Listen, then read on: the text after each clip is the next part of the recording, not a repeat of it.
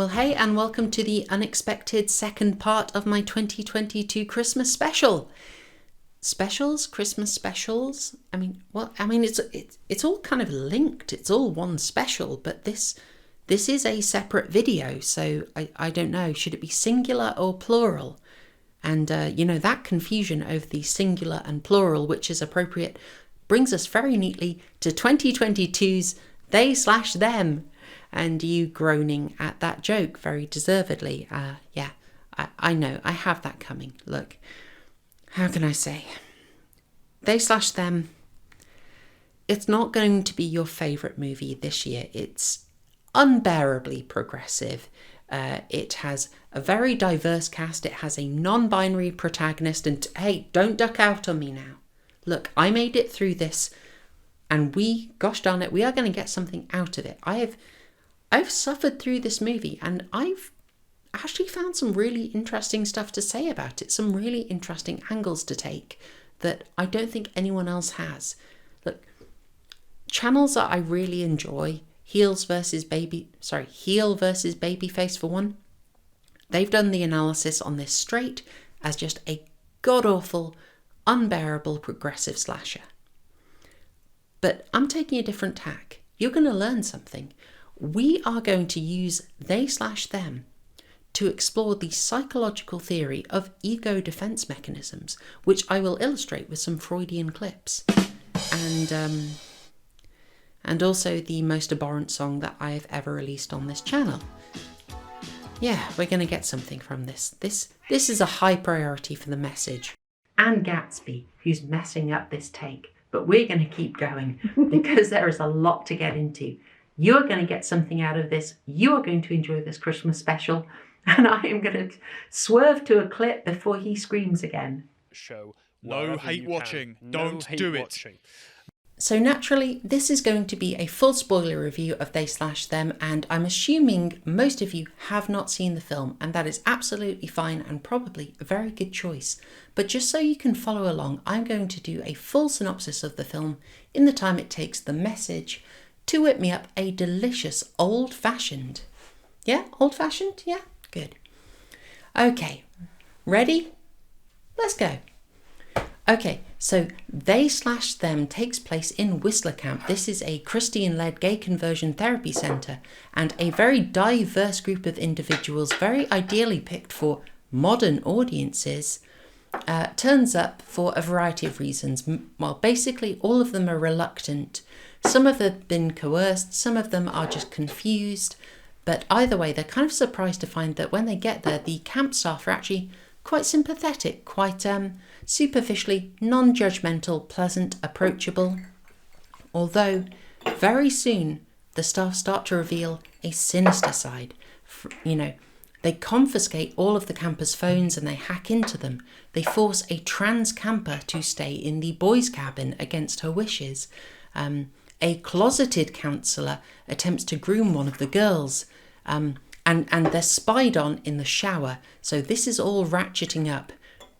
They force the campers into these harsh tests of gender roles to force them to conform to what you might say traditional gender roles, I guess, and basically stop acting like a massive bunch of who are too gay even for Mariah Carey. And when the counsellors, thanks the message that I'm not done. Sorry, that's a little too efficient. I need a more complex cocktail. I'm sorry. There's too much crazy stuff in this film. How about a devil's margarita? Okay, attempt 2, devil's margarita. I've really got to focus on what's important here. Let's go with the protagonist. Okay, so they/them follows Jordan. Jordan is non-binary and Jordan agrees to go to this gay conversion therapy centre so that they can get permission to legally emancipate from their parents. The camp is, as I've said previously, the staff are initially sympathetic, they're charming, and they offer non-binary Jordan the choice of boys' cabin or girls' cabin. So, they're giving some leeway there. Now, that doesn't last long because their bigoted and sadistic sides start to show through really quickly. I mean, they go as far as demanding that the most femme chap there shoot a dog as a test of masculinity. Like, literally, shoot the dog or we are going to break its legs one by one. It's nasty. But Jordan steps in using fine marksmanship skills and saves a twink by shooting the dog. Yay? I don't know. Anyway, adding to the danger, a masked killer is picking the counsellors off. And this is a side plot. And Jordan gets suspicious about this, so starts doing an investigation. And when Jordan is investigating, Jordan uncovers evidence of torture, historical torture, very recent torture at Whistler Camp. And so decides they'll need to escape. Now, one of the campers there, one of the boys, Stu, actually ends up getting tortured with electroshock aversion therapy after being honey trapped into one of the undercover camp staff. Dry. It looks painful, really painful. They then go to recover their confiscated phones. Jordan does, and then Jordan has to hide in the closet. Get it? When Kevin Bacon's head counsellor Owen enters, only to be attacked by the killer. And the killer is the new nurse. It turns out that she was tortured at the camp as a child, and so she's made it her mission to get revenge, to kill off the counsellors, and to shut down all the gay conversion therapy camps, so that future queer people don't have to get tortured.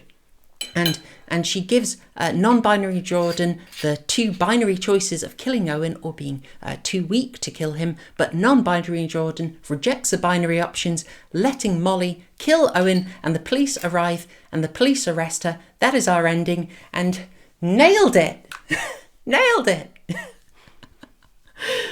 That was a nightmare to film. That was a nightmare. Well done, The Message.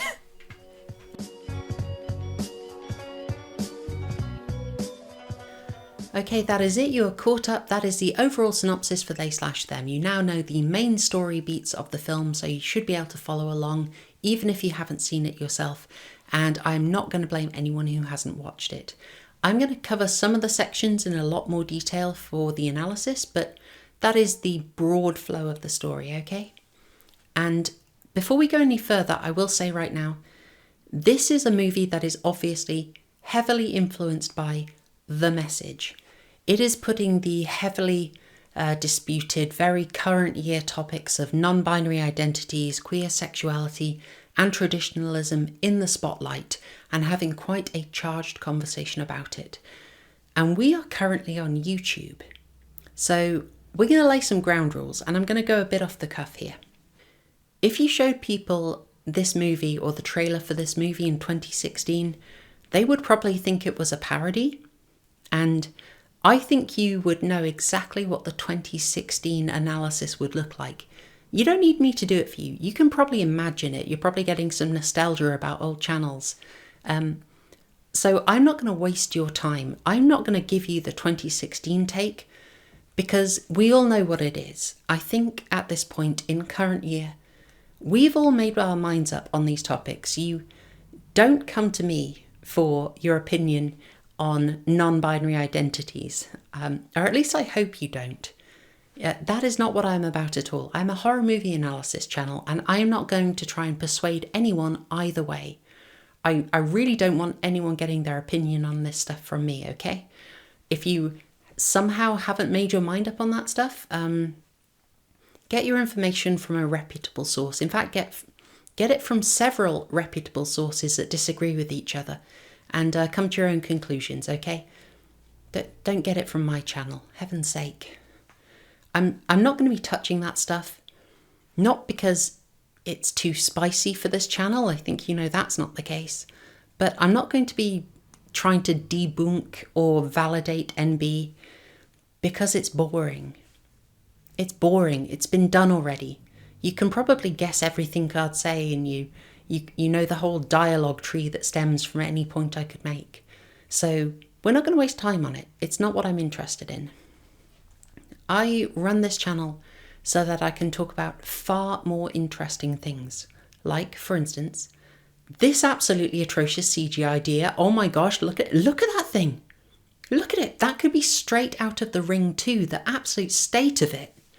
Korean masterpiece Train to Busan has absolutely murked you in the CGI horror dear department that, honestly, you should be ashamed. This buck is completely broken. That is the most broken buck I've ever seen, and I've Googled that a lot. No. Also, as I keep seeing, there's barely any gore here. That is a weird trend in the woke horror movies, is that they are so tame. I mean, I'm not a fan of his, as you know, but genuine credit to Jordan Peele here. He does make a genuine effort to scare you and include a little bit of gore. He lets a claret flow, but They / Them, The Craft Legacy, Spiral, Black Christmas 2019 obviously, they are all so unbelievably tame. It really makes you think that they just didn't care about the horror at all and just the message. That was the only thing that mattered. This second kill in the movie, it's restrained, but at least it's creative. But everything after that is just really satisfaction denying cutaways. You know, there's the knife, but you're not actually seeing it go in. It really denies you any satisfaction. In the case of They / Them, I really suspect that they saved all their adult material allowance to sort of get into the R but not the NC-17 territory. I suspect they saved all their allowance for the fairly graphic gay sex scenes that they showcase. Speaking of which, how are these guys drilling? Like, seriously, how are they drilling? How is that working? Look, I know this is a gay horror movie. It is written by a gay man. It is directed by a gay man. But I don't know, it seems to me like the accuracy and authenticity is missing here. I don't think that would work.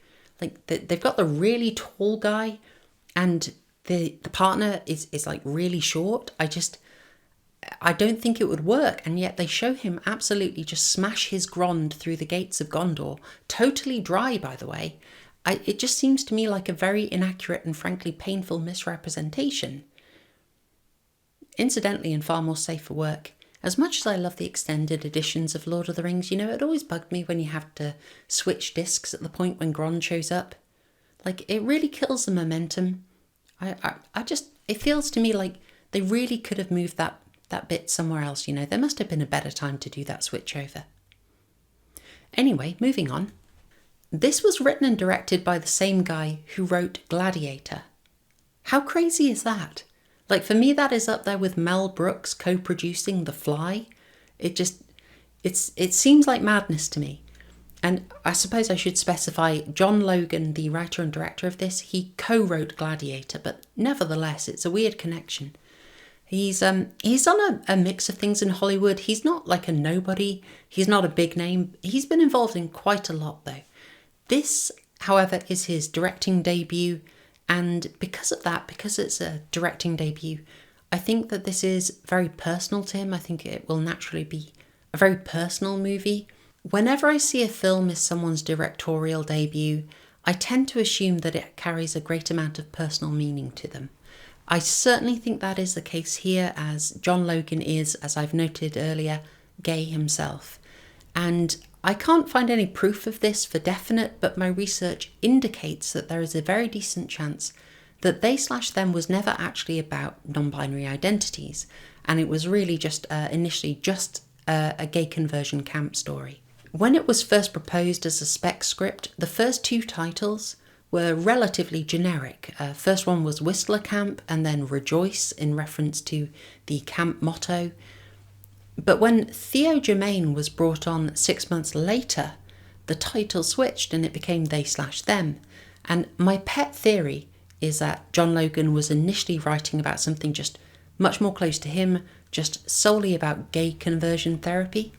But when the movie was picked up, Blumhouse Productions said, okay, we want to make it progressive, we're all down with that, but on a certain level, gay is a bit passé. And if we're going to do this movie, we need to really update it for modern audiences. You know how that goes. And so it broadened, and suddenly you have to go not just from gay, but you have to foreground trans issues. And then you might as well go that extra step, get ahead of the curve, and also focus on non-binary stuff. As I say, I'm not certain about this. I don't have any definitive proof. If I could see early drafts of the script or maybe some pitch decks, if you could hook me up with those, that would be very interesting. I would love to confirm that.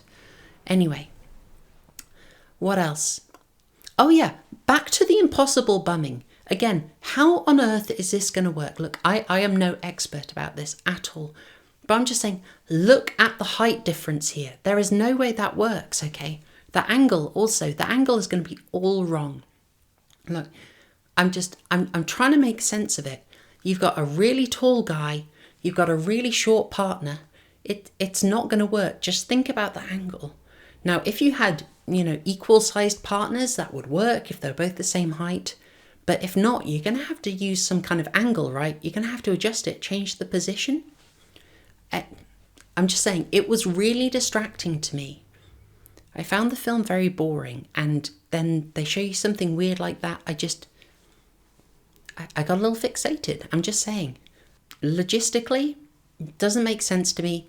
I don't think it would work. There's no way he could do the Finchley switch. No. The height difference, the angle, the lack of chemical liquid assistance, if you get me. I think there's no way he can pass straight through Moria there. You can't just speak friend and enter. You got to have a plan, Okay, I might be losing you there. Last bit before the serious original analysis. I'm going to throw some compliments out. I think it's probably time that I said something actually nice about this movie, because there are things I'd like to praise.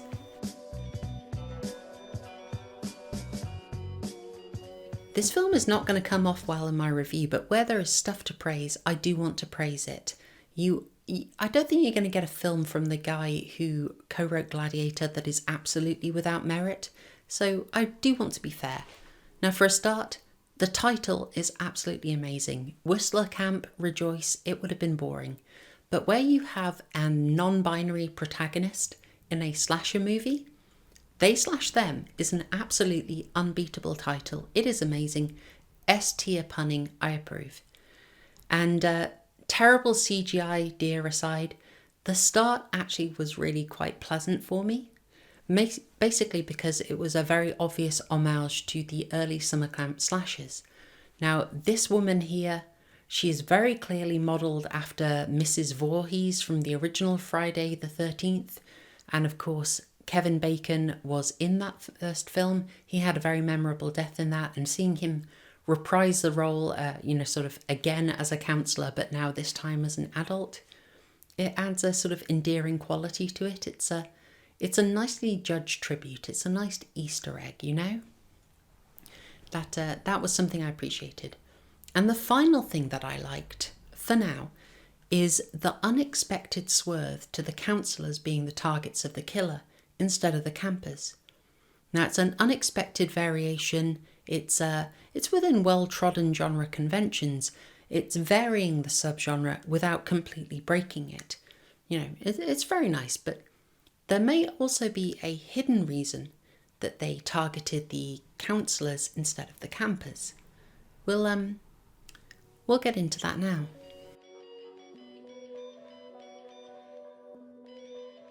Why would anyone be bad? Why would they do bad things? Why would they hate people for no good reason whatsoever?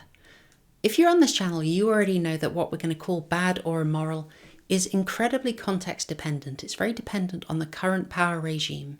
And that is especially obvious after 2020, when so many statues that were erected to honour heroic great men were later, hundreds of years later, torn down because they're monuments to tyrants, to slavers, to bigots, to racists. Awful, awful. Yeah, those statues, they were unaltered. But the time, the power regime, that had changed. As well as framing actions, ideas and people as normal or unthinkable, the Overton window can also influence the logic used to assess those actions, ideas and people. In fact, I would say that logic is the thing that drives you to the decisions. It's what ultimately ensures that you decide something is correctly okay or correctly unthinkable. Now, the key question of They/Them, which is, why are people doing this bad thing, can only be conceptualised and answered within the limited framework allowed by the Overton window. They/them asks several variants of this key question. It asks, why would anyone, in the camper's case, why would anyone want to not be gay, lesbian, bi, trans or queer? I think in the rest of the review I'm probably just going to say queer, but issues with the term aside, it's going to be a lot easier for me to just say that word, so that's probably what I'm going to use. Of the counsellors, it asks, why would anyone force someone to be straight and not trans against their will? He'll ask, why would men be so awful, so toxic? Now, the logic behind these questions that drives you to the predetermined conclusion is nominally individualist liberalism, bound closely with the idea of determinism.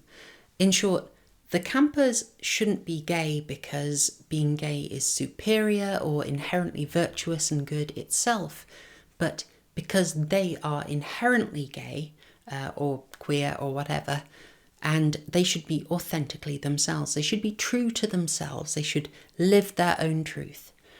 The ultimate good, under the logic of individualist liberalism, is that being authentically yourself, however that is, whether it's lesbian, straight, gay, trans, cis, non-binary, etc., or even refusing any and all of those classifications, that is the way you should be.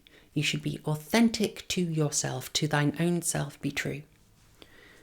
Now, given that, focusing on question 1, how does the film answer the question of why the campers are there?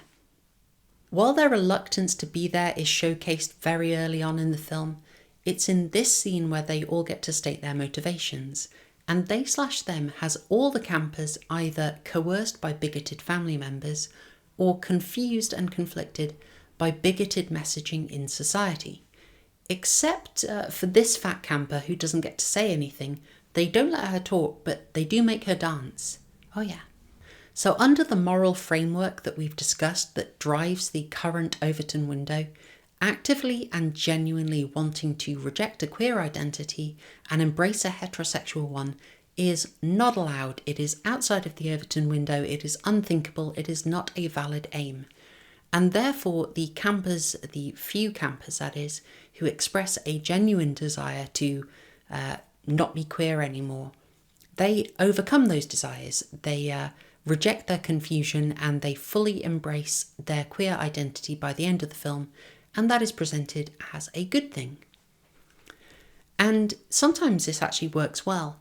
Alexandra here portrays herself as very self-assured, very sassy, lots of braggadocio. I have zero interest in not being gay. I love me some lady. Later, she reveals that she is there at the camp because otherwise her family won't let her see her little brother. Alexandra's extremely out and proud sassiness, the big attitude she shows early on, is essentially a cover for her extreme vulnerability. And that vulnerability, it's maybe a bit predictable, but it is welcome nuance. In a slasher film, we shouldn't forget that two-dimensional characters is a big step up on where most of the characters are. You end up thankful for every case of enchiladas. Oh! Hey, you okay? Oh! Some damn enchiladas! It's a welcome nuance, and it is very relevant to this analysis. In another example, Veronica here expresses vehement and genuine disgust at being bisexual. She calls herself a freak and seems to genuinely want the camp's therapy to work. Although later, she's very combative, she's very obstructive, she's really not going along with her therapy. Will you let me borrow it sometime? Hey, what do we do with all these pies when they're done? Why, we serve them to the boys, of course. Serve them as in wait on them? Now, when I was watching this was a really annoying to me. It seemed to be very contradictory. It seemed like really terrible writing, and I was getting very annoyed, just saying this did not make any sense. She's written incoherently and inconsistently. But Veronica later reveals that she's actually undercover. She is attending the camp for journalism and intending to write an expose on the camp's practices. Kim, I don't want to be cured. I'm writing a piece for my college paper about how fucked up gay conversion is. And this motivation is, yes, it's once again, it's constrained by the Overton window, but it does resolve the inconsistency in her behaviour. It gives her a little character arc, and for me, it made Veronica the most interesting character in the film. Quite frankly, if you ask me, Veronica should have been the protagonist of the movie. As you know, she has a solid arc, she has clear motivation, there's a bit of a twist, and she also has a romance subplot. And, you know, when your character has all those things, it always goes down well. But sadly, our protagonist is not Veronica, it is Jordan. Jordan is attending the camp as part of a deal to get permission from their parents to get legal emancipation. This is a bit of a disaster writing-wise. One of those pause the film, look bemused at each other, dissect it for 15 minutes, go fetch fresh cocktails sort of things. It really does disrupt it for me. So just to try and break it down. Why are you here?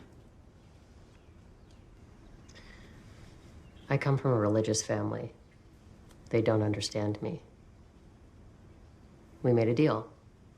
If I come here for a week, they'll let me legally emancipate myself. This might sound like a nitpick, but I found that seeking parental permission to get emancipation is already something of a motivation oxymoron.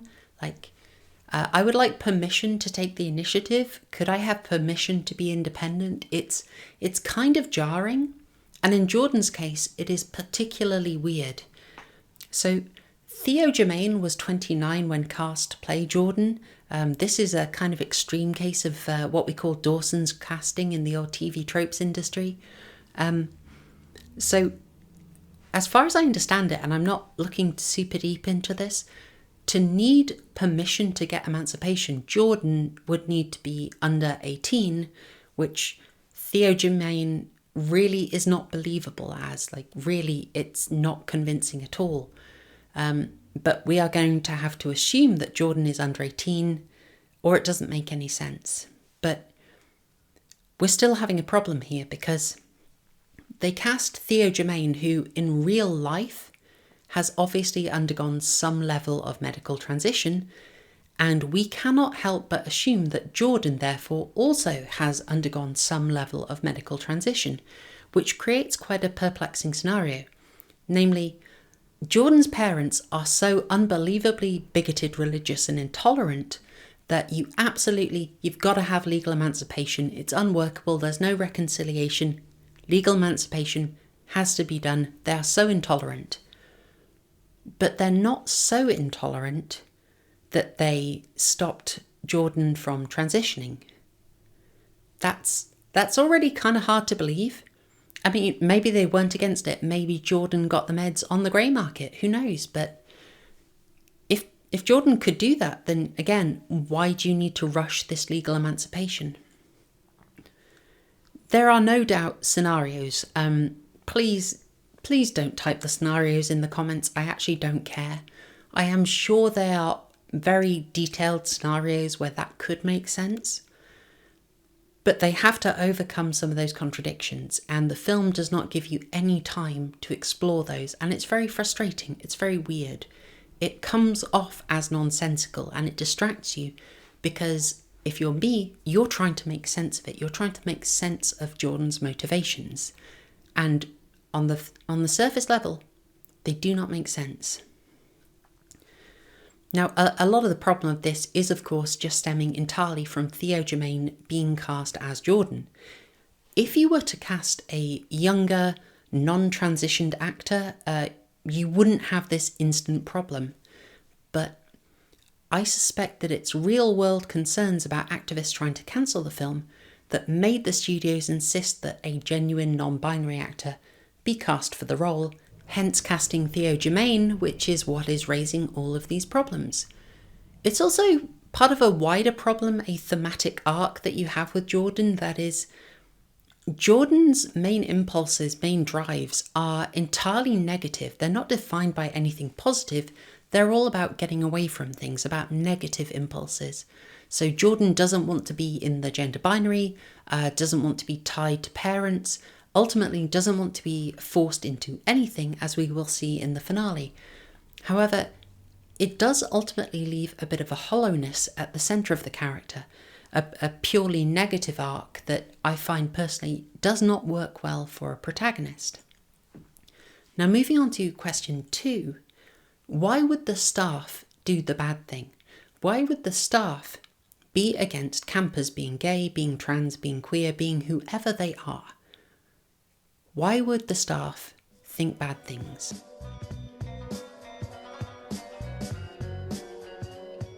John Logan provides a whole range of motivations, none of which are the staff sincerely believing in what they do and sincerely wanting to help. In They/Them, the staff do not have sincere, considered, nuanced reasons for trying to help people live a heterosexual life, and help in scare quotes, obviously. This is YouTube. Instead, we are shown that the staff are creepy perverts who want access to vulnerable kids, or vicious sadists, or closet cases who are lying to themselves about the therapy working. It doesn't work ever. How pathetic. Look at them. They are pathetic. Look at them being pathetic. Look at them lying to themselves. They should just move to Finchley and get it over with already. This is the meat of the analysis in the video. It is my USP. What John Logan has written here could be described as a variety of psychological ego defense mechanisms for the staff. Now, ego defense mechanisms were described in the works of Sigmund Freud and later classified in more detail by his daughter Anna in 1936. Anna Freud created 10 classifications of ego defense mechanisms, all of which are unconscious ways of protecting oneself from unwanted, unpleasant, anxiety-inducing beliefs or realities. Instead of using Anna Freud's classification of ego defense mechanisms, I'm going to use the updated model from George Vaillant. His model I prefer because it is depathologizing from the outset. That is, it recognizes some ego defense mechanisms are inherently harmful, but some of them are actually mature and useful strategies for coping with difficult realities, and I think that's helpful. And also, George Vaillant isn't a woman. Now, using Vaillant's model, we could say, for example, that Bartholomew here is demonstrating displacement. He is also projecting he's anti-gay not because being gay is bad, but because he is displacing his sinister voyeuristic sexual urges onto the young campers. In his head, he's made them lesser, not worthy of consideration, and therefore okay to spy on.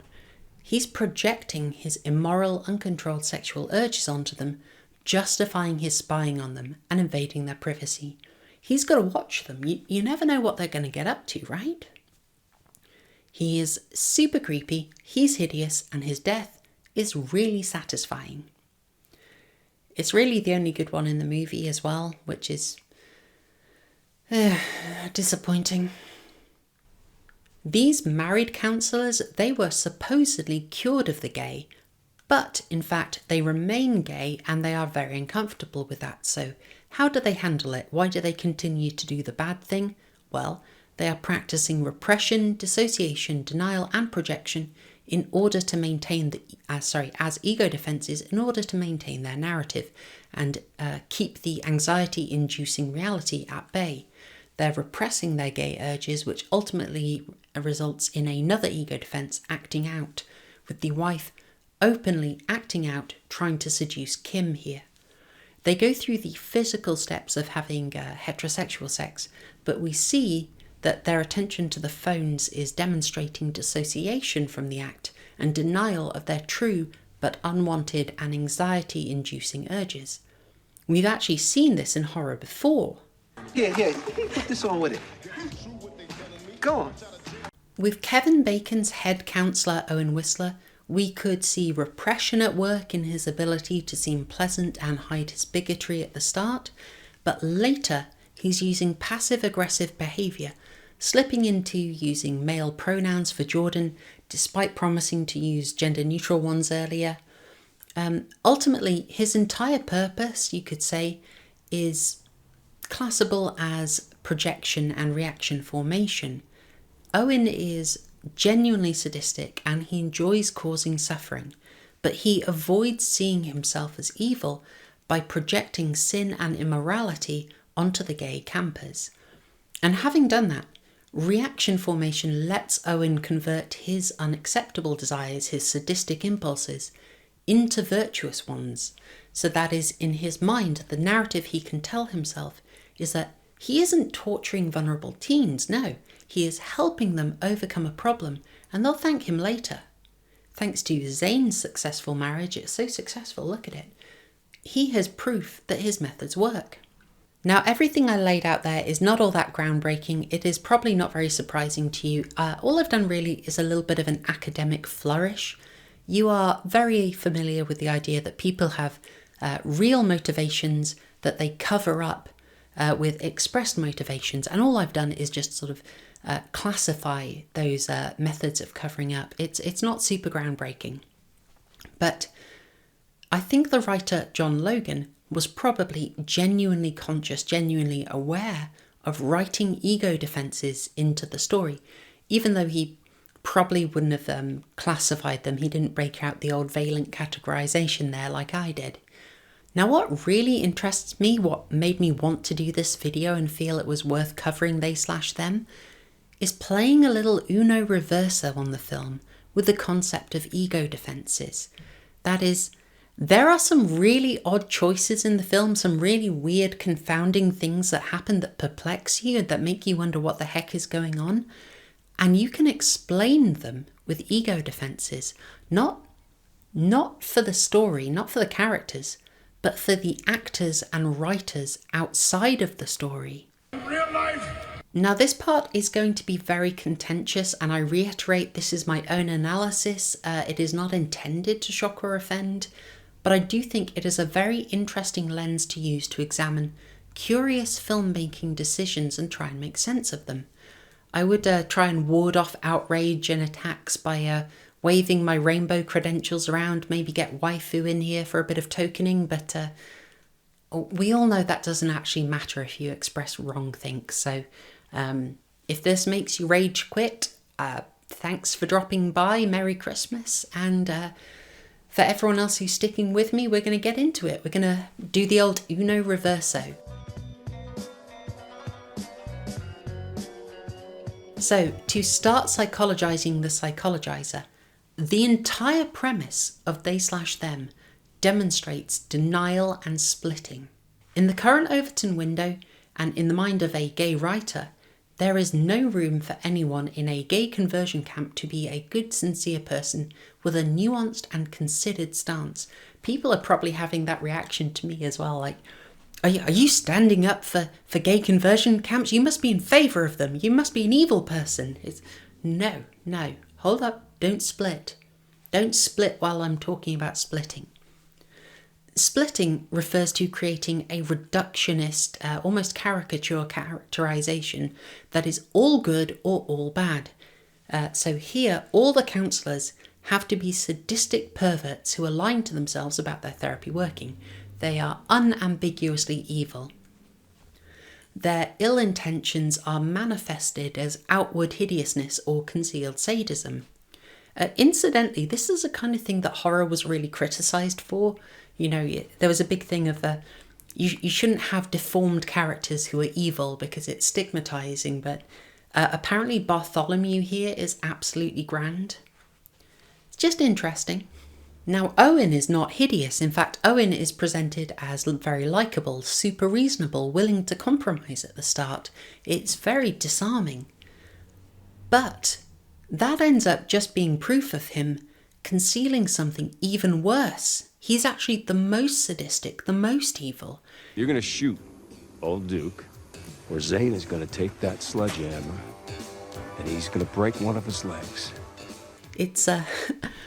It's really kind of putting it in a dilemma. Like you're talking about conversion therapy, and it's like, look, they're either super evil, obviously evil, and when you point to Owen, it's like, no, that's the worst. That's proof he's hiding it. It's very Kafkan, isn't it? Now, killing these characters off is something that we could call the ego defense mechanism of displacement. The awful bigoted staff are safe targets. Now, they're not just bigots. They're not just anti-gay bigots. No, they're sadistic torturers. They'll even hurt animals. That's how evil they are. And when they are that evil, when they are that disgusting, you don't have to give them or their position serious consideration. Now, there is also an obvious narcissistic element to this projection. That is, not only does the anti-gay bigot not actually really dislike you, they're actually jealous of you, or they desire you. And to be fair to John Logan, to be fair to the film, I'm sure we have actually encountered this in our own lives, not even entirely in the gay realm, but it obviously does happen in real life. Most newsworthily when it concerns politicians who've opposed gay-friendly policies and later been caught in the bathroom stall, very much accompanied.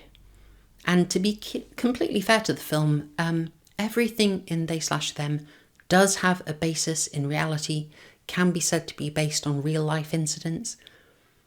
But there are also inversions, no pun intended, and in selecting which real-life incidents you build your story from, you can allow a lot of personal bias to creep in.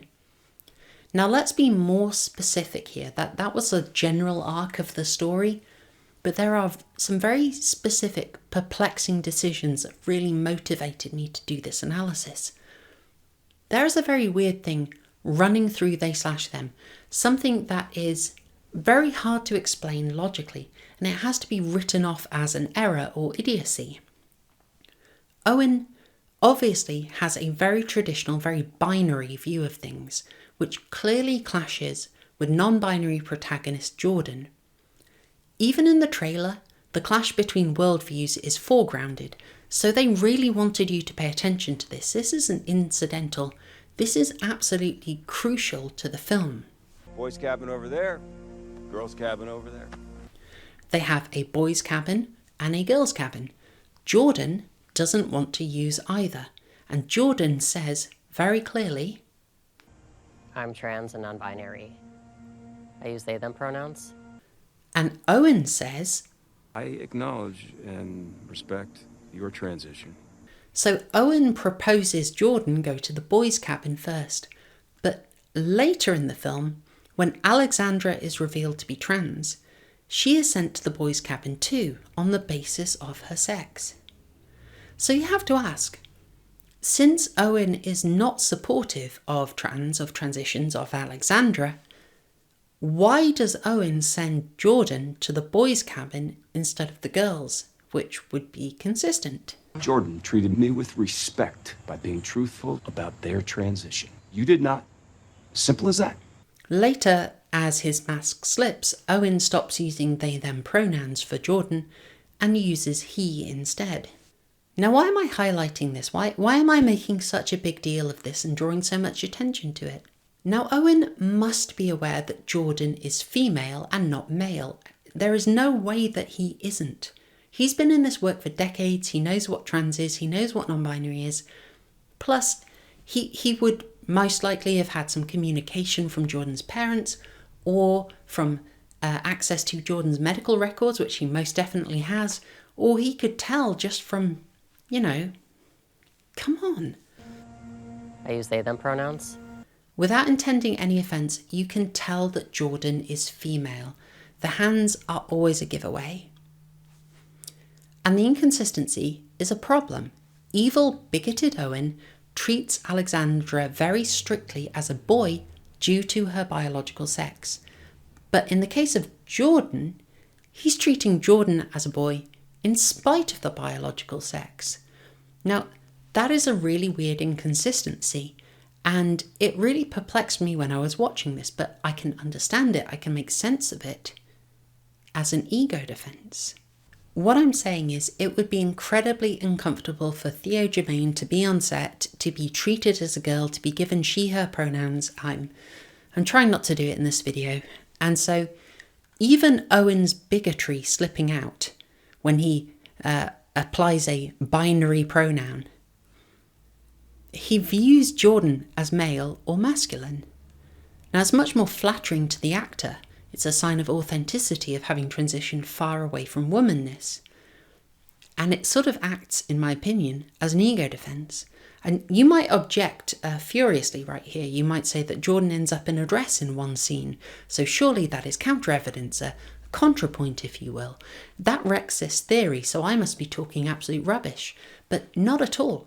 I thought that too. I thought it was I thought that was counter evidence, but I was watching interviews with Theo Germaine, and it turns out Theo Germaine is extremely comfortable in women's clothing. It's not a problem. The referent is absolutely fine. It's the signifier that needs to be adjusted here.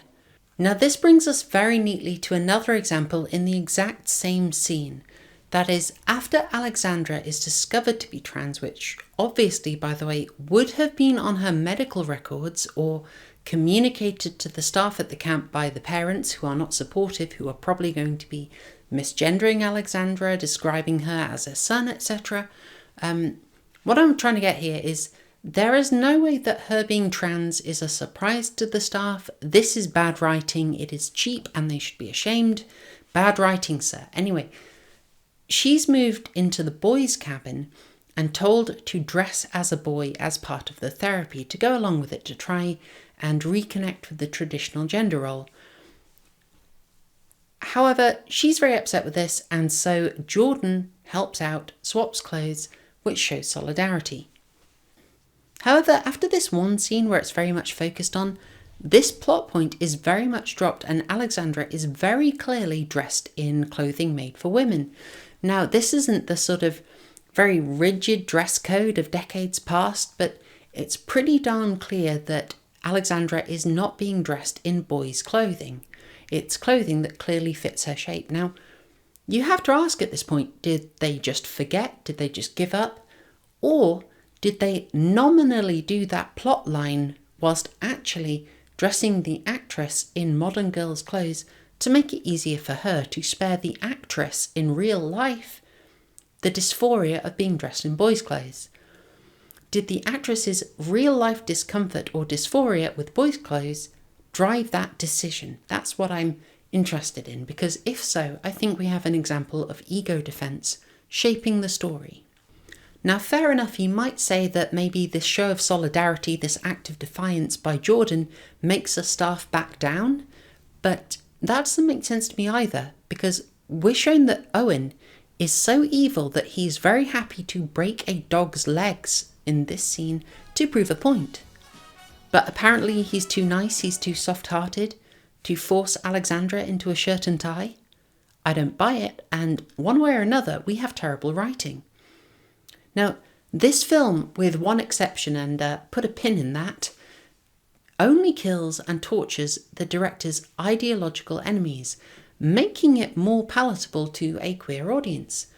And though this is meant to be a horror film for a queer audience, they are barely challenged. Like, what is there to horrify them? In a moment of borderline self-parody, after the mildest challenge to Jordan's identity, they have a Glee-style dance montage. Not only did this confirm that the film had no intention of being scary, but for me, it earned they/them the nickname of Gleepaway Camp. Yes, I reused that joke. I really like it. Cringe is overused, but honestly, this scene is unbearable cringe. I'm not even joking. Now, back to that pin. Who is that one exception? Who's the only queer character that actually suffers in this film? Well, it's this guy. It's the safest target going. What's a safe target, you might be asking? Well, it is the closest to an older straight white male. And in this case, sorry Stu, that is you, my dude. What can I say? Now, I would argue that this is also an example of displacement. That is, for all we're told outright, straight up in the text, given speeches in this film about how hard it is, how the ultimate struggle is to be a trans woman of colour, in they/them, it's only Stu who actually suffers, the safest target. He's the only guy to get tortured. Now, finally, there is an overall element of ego defense in how the campers are presented in they/them.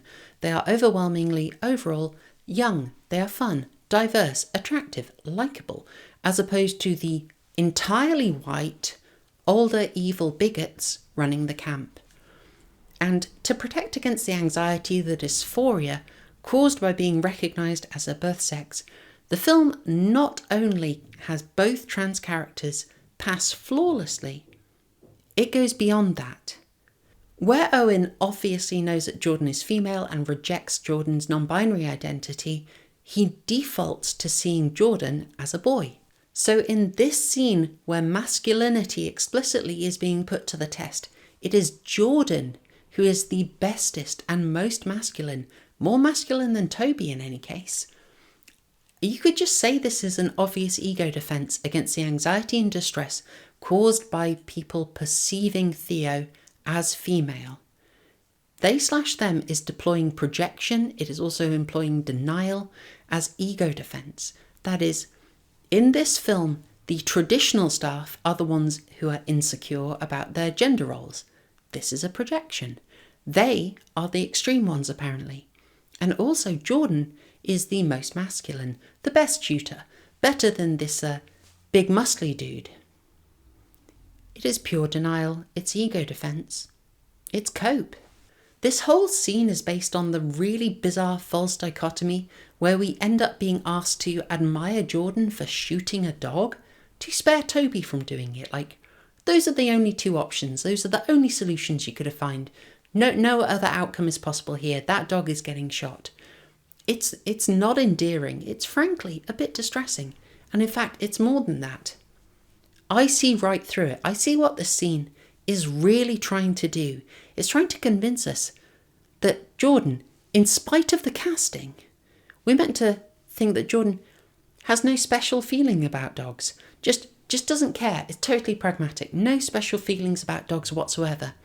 This is an obvious ego defence. I'm seeing right through it. They're trying to stop us seeing the dog pill. Oh yeah, the dog pill. Things'll never look the same with the dog pill. You'll think you have gone insane. It's the dog pill. She's so cute and busty, but she's got that husky. Dog pills, woo! Instagram got me taking those dog pills, woo!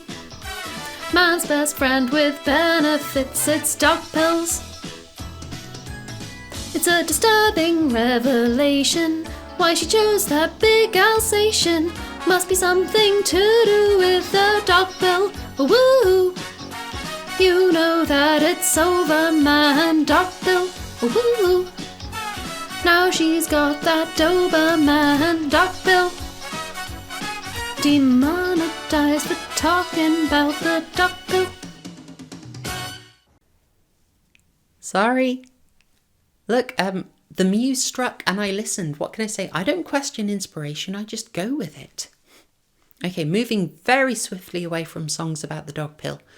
That is everything that I wanted to say about ego defense mechanisms and they/them.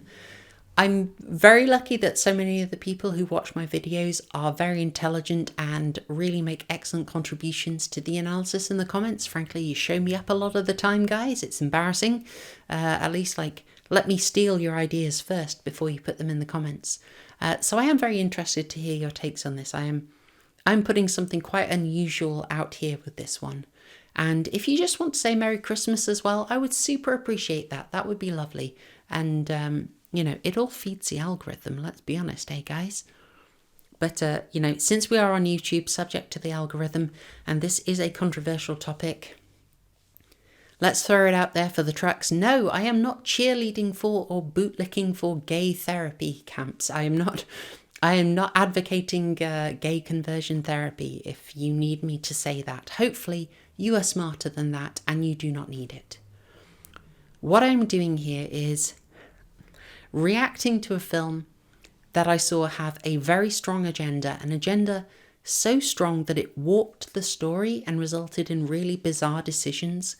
And I wanted to use an analytical lens that explained that. And I think ego defense is a very powerful filmmaking analysis tool. I've been filming a while, guys, you can probably tell. Now, you can apply this lens quite widely in cinema and it has a heck of a lot of explanatory power. It's often extremely powerful for explaining things in film. For instance, you can look at the consistent demonizing of the South in American films, or screenwriters repeatedly writing reserved outsiders as heroes, who ultimately win the girl away from big, dumb, muscly hunks by using their giant brains. Do you think there might be some ego defense analysis we could apply to that scenario we know so well? I don't know, maybe. Now, other channels that I enjoy have already reviewed They/Them in a straightforward way, simply as a film, simply on the basis of how relentlessly progressive it is, how utterly in your face it is. That's already been done. What I wanted to do was to take a unique angle, and I hope I've done that here. I certainly can focus purely on They/Them as a story, and I could point out massive plot holes like Bartholomew being killed first and none of the staff being vaguely curious about him disappearing. A little weird. Even though, you note, later on, these counsellors have the phones that he was hacking into, so they must have gone into his cabin, which was messed up and bloody, so surely they wondered, I don't know, seems like a plot hole. I'd also happily highlight the huge problem at the end of the film, like asking, is this a happy ending? Isn't Jordan still in a crap situation? Will emancipation from parents actually help Jordan? Is that something to cheer? I don't know. It leaves me a little cold.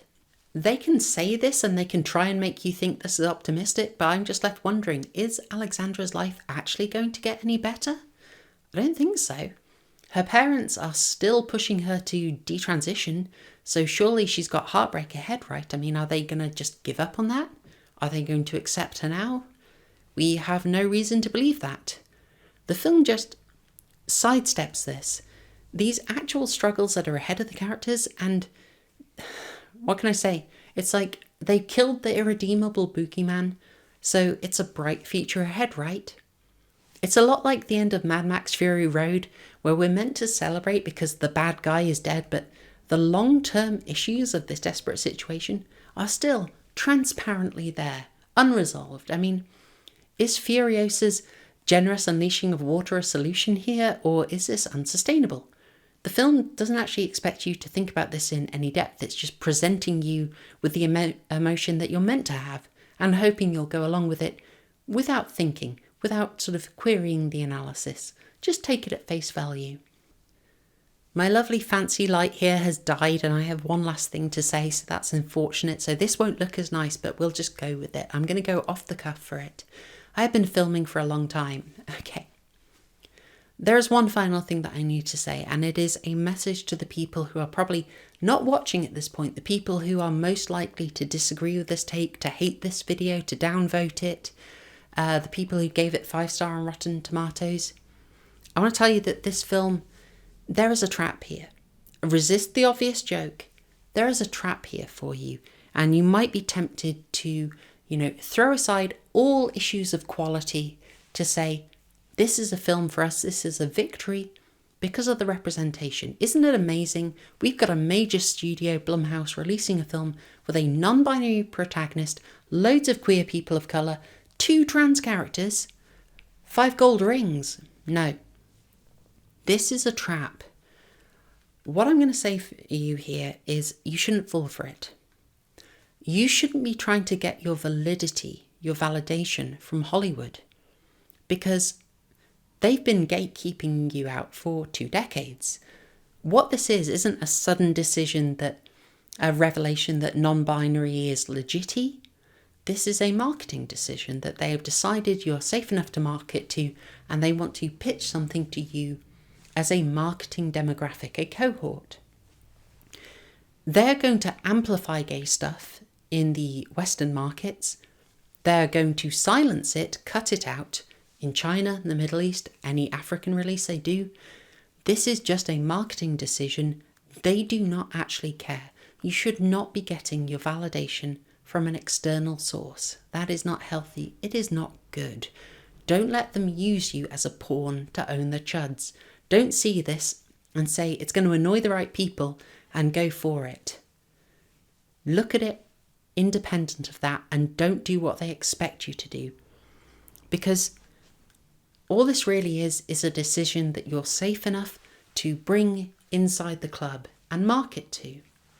And what that really means is you are going to have people in the films who look like you. On the surface, you will see representation. But all those characters are going to do is say the words that a screenwriter put in their mouth.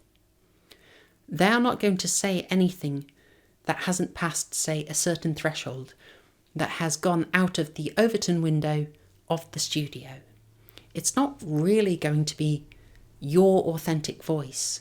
Your authentic voice isn't going to be represented any more than mine is, any more than your worst enemy's is.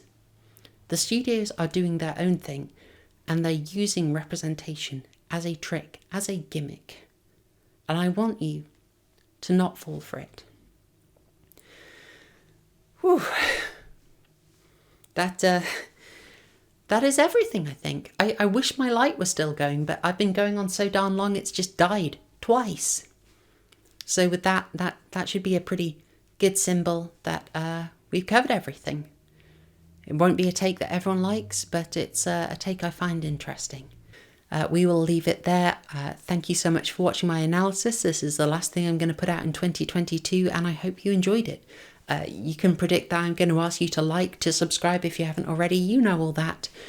And, if you wanted to sort of bung a little Christmas gift via a super thanks, I certainly wouldn't say no, and I will waste it on gin and probably Armagnac. Yeah. I would also happily accept a Merry Christmas in the comments, because I'm going to wish you one now. Merry Christmas. I hope you enjoyed this. Thank you for coming to my channel. And I'm getting sappy, so I'm going to leave it here. I hope you have a wonderful 2023 and a Merry Christmas. Thanks, y'all. Tschüss. Sorry about the dog pill song.